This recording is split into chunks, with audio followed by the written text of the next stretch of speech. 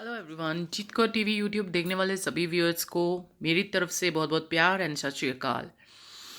आज मैं आप सब लोगों के सामने जो कश्मीर फाइल्स का मूवी चल रहा है उसका ट्रेलर और उसके रिव्यू और उसके जो फीडबैक देख के कस्टमर्स के सॉरी जिन्होंने वो मूवी देखा उनके रोना देख के, उनके लेक्चर्स देख के, मतलब कश्मीर फाइल्स का जो ओवरव्यू है उसका रिव्यूज़ देख के, लोगों की बातें सुन के मेरा भी मन किया कि मैं भी वो मूवी देखूं। तो मैंने आज वो मूवी देखी है। एंड इस मूवी से पहले भी कश्मीर के ऊपर बहुत सारी मूवीज़ आ चुकी हैं बहुत सालों से, एंड बहुत सारी मूवीज़ देखी हैं। और वो सभी मूवीज़ में टेररिस्ट अटैक्स एंड टेररिज्म की जो एक्टिविटीज़ मूवीज़ में दिखाई गई हैं कश्मीर पे, ये पहली मूवी नहीं है। पर इस मूवी को देखने के बाद मेरा ये पर्सनल रिव्यू है। पर्सनल मैं अपने व्यू देना चाहती हूँ। मूवी देखने के बाद में किसी को भी हर्ट करने के लिए या फिर अपनी जजमेंट मैं नहीं दे रही, जस्ट एक व्यू है मेरा, पॉइंट ऑफ व्यू मैं देना चाहती हूँ कि एक छवि है भारत की हमारे मन में, जो हम बचपन से बड़े हुए हैं जो लेके, एंड वो जो बचपन से सिखाया गया है घरों में और स्कूलों में कि हम सब लोग एक हैं। एंड दूसरी वो जो अहिंसा वाली बात जो बच्चों बचपन से हमें सिखाई गई है, गांधीवाद सिखाया गया है। तो ये जो मूवी है, एक ऐसी मूवी मुझे लगी कि जो भारत की छवि है, जो कि क्लिक करके एक ऑर्गेनाइजेशन है जिसमें हम Indian culture, language and national integration को प्रमोट करते हैं।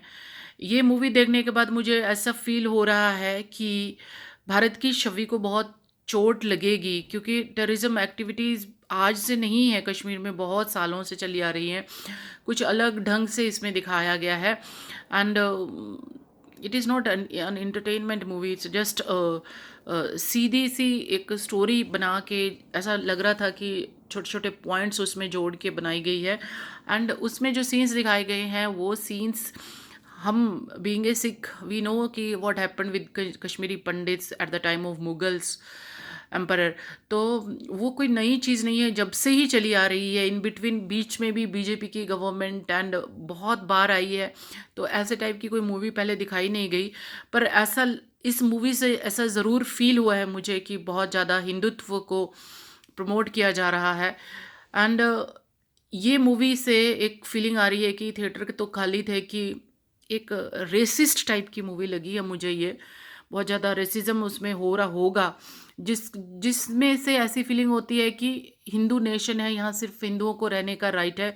और मुस्लिम हिंदू एकता जो अब तक है, तो वो उसमें काफ़ी फ़र्क पड़ेगा। ऐसा लगता है कि हेट जैसे फीलिंग हुई है, क्योंकि कहीं ना कहीं किसी न किसी स्टेट में माइनॉरिटी को जो है वो बहुत बड़ा धक्का लगा। मैं ये नहीं कह रही कि, मैं यहाँ पे बिल्कुल भी नहीं कह रही कि जो कुछ भी हुआ है कश्मीर में जिसके भी साथ हुआ है, तो उसके विटनेस दिल्ली में भी इंदिरा गांधी की जब असेसिनेशन हुआ था तब दिल्ली में बहुत कुछ हुआ, कश्मीर में बहुत ही सालों से हो रहा। तो ये सब कुछ पहले से क्यों नहीं दिखाया गया, अब क्यों दिखाया है?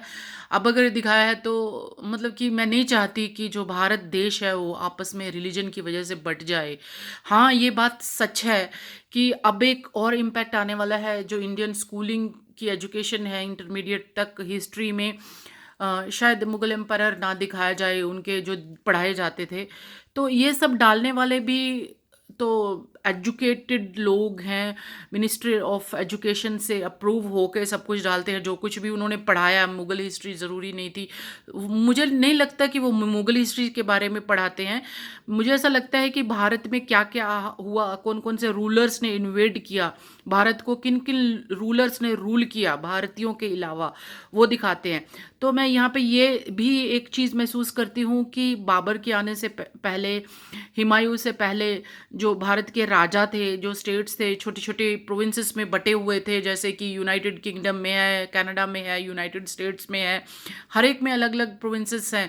तो वैसे भारत भी एक बटा हुआ स्टेट कंट्री था, जिसमें इन्वेडर्स आते गए एंड उनके पावरफुल एटीट्यूड से या हमारी चमचागिरी से हम लोगों ने उतने ज़्यादा एंट्रीज दिए मुगलों को, तुर्कों को एंड पता नहीं किस किस को, एंड उनका जो इम्पैक्ट है वो इंडिया पर रह गया। जो जो भी इन्वेडर्स आए, ब्रिटिश आए तो क्रिश्चियनिटी आ गई, मुगल्स आए तो इस्लाम आया, एंड उसके बाद फिर बुद्ध, जैन एंड सिखिज्म भी उसी टाइम के आसपास ही हुआ।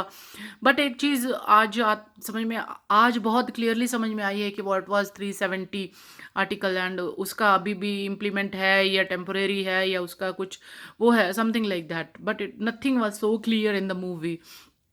तो मुझे नहीं लगता कि मुझे नहीं लगता कि ये मूवी की वजह से भारत बटेगा फिर से, क्योंकि जो भी यहाँ रहने वाले हैं, जो भी हैं, बहुत प्यार से रहते हैं। तो वोट्स के लिए भारत की एकता को, अखंडता को नहीं तोड़ना चाहिए, क्योंकि बहुत कुछ बहुत सदियों से हो रहा है। अब उसको एकदम चेंज भी अगर हम करेंगे तो कहीं ना कहीं किसी ना किसी की फीलिंग एंड हार्ट जो हेट रेट है वो बढ़ेगा। मैं नहीं चाहती कि भारत में हेट रेट और ज़्यादा बढ़े, क्योंकि ऑलरेडी रीजनल लेवल पे काफ़ी डिस्क्रिमिनेशन है, या कह लो रेसिज्म है, अपॉर्चुनिटीज़ नहीं है।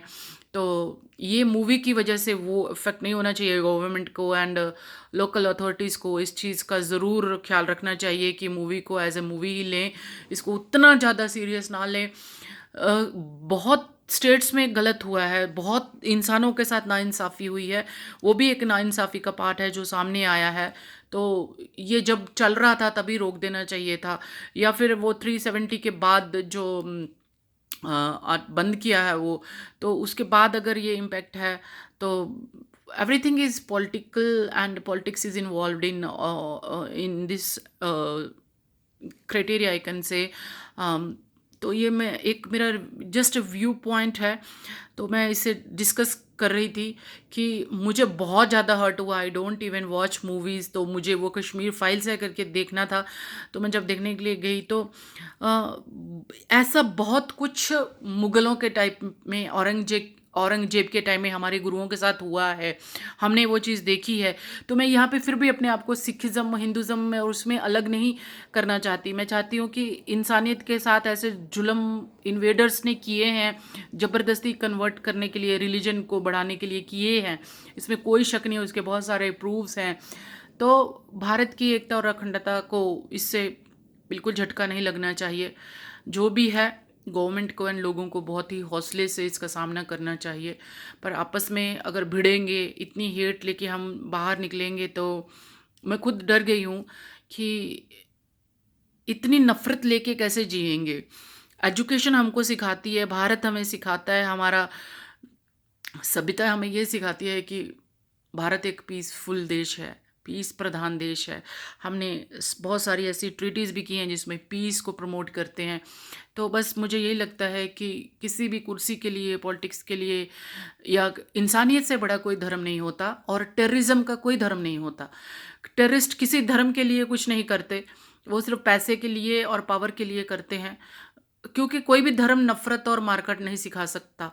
तो मैं यहाँ और कुछ नहीं कहना चाहती, बस मैं इतना ही कहना चाहती हूँ कि मुझे जो फ़ील हुआ मैंने वो शेयर किया। जो भी मुझे फ़ील होता है मैं वो शेयर करती हूँ। एक स्टेटमेंट नहीं है, जस्ट ए व्यू है, इसे पर्सनल ना लिया जाए। Thank you for watching.